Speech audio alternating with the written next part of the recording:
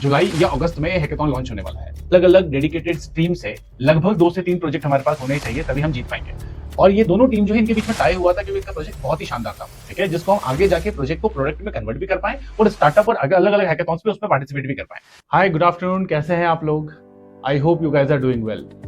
Recently अभी आप लोगों ने माइक्रोसॉफ्ट का एक इतना बड़ा इवेंट देखा। हम माइक्रोसॉफ्ट के कैंपस भी गए and we experience each and every single thing which is related to the MS technology.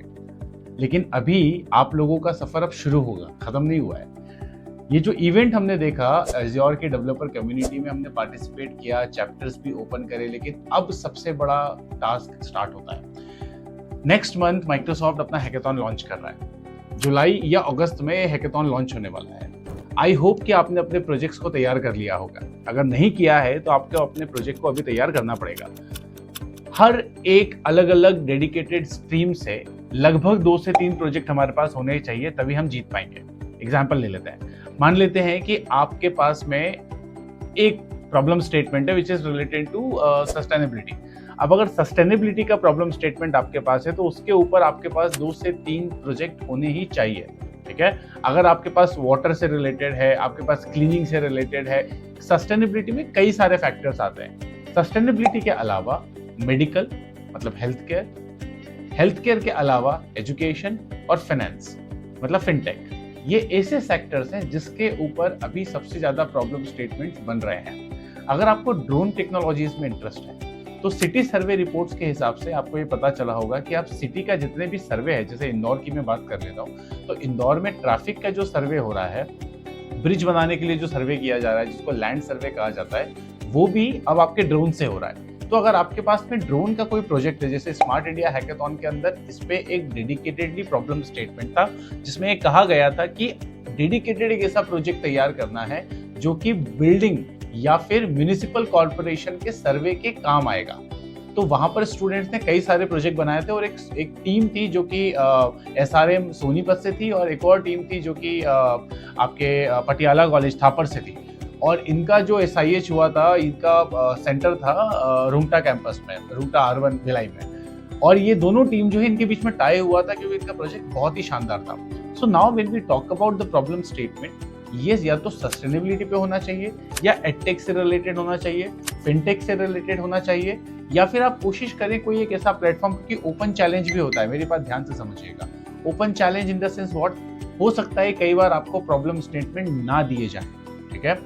अगर प्रॉब्लम स्टेटमेंट आपको नहीं दिए जाते हैं बट आप चाहते हैं कि आप एक ओपन स्टेटमेंट या ओपन चैलेंज को चूज करें, तो वहां पर आपके पास एक ऐसा प्रोजेक्ट होना चाहिए जो कि चाहे किसी भी सेक्टर से बिलोंग करे बट एक रेवोल्यूशनरी प्रोजेक्ट हो, ठीक है, जिसको हम आगे जाके प्रोजेक्ट को प्रोडक्ट में कन्वर्ट भी कर पाएं और स्टार्टअप और अलग अलग हैकेथॉन्स पे उसमें पार्टिसिपेट भी कर पाएं। जैसे मैंने आपको एग्जांपल भी दिया था, एक प्रोजेक्ट है जो कि वॉइस से रिलेटेड था, एक ओपन प्रॉब्लम स्टेटमेंट उन्होंने उठाया था।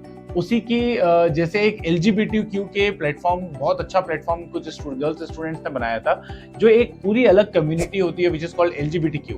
अब LGBTQ कम्युनिटी के लिए कोई भी डेडिकेटेड प्लेटफॉर्म नहीं है, क्योंकि to find the doctors for the LGBTQ profile बहुत डिफिकल्ट है, या फिर उनके लिए लोगों को ढूंढना, उनके लिए उनके मेडिकल ट्रीटमेंट्स को ढूंढना बहुत डिफिकल्ट होता है। और अब ये कम्युनिटी सिर्फ बड़े शहरों में नहीं है, ये लोकल एरियाज में भी है। तो उन्हें एक बहुत अच्छा प्लेटफॉर्म बनाया था, ये एक ओपन प्रॉब्लम स्टेटमेंट था।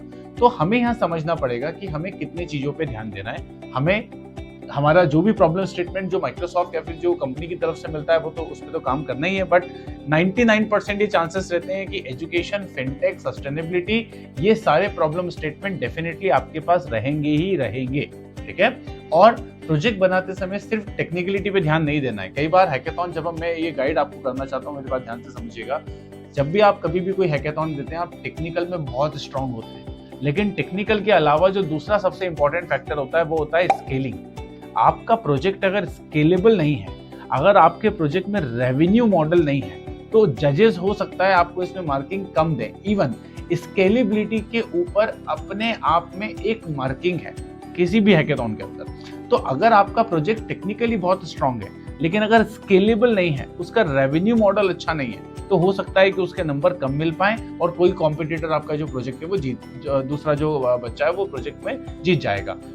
एक और इसमें इंपॉर्टेंट बात आपको ये ध्यान रखनी है कि आपका जो UI UX है, आपका फ्रंट एंड जो है वो इतना स्ट्रांग होना चाहिए।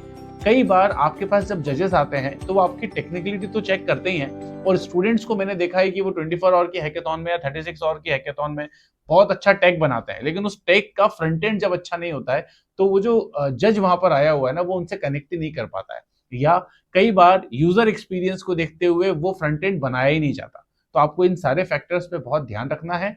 I am available with you all, कुछ भी कंसर्न आए मुझे बताइएगा, and all the best for the hackathon.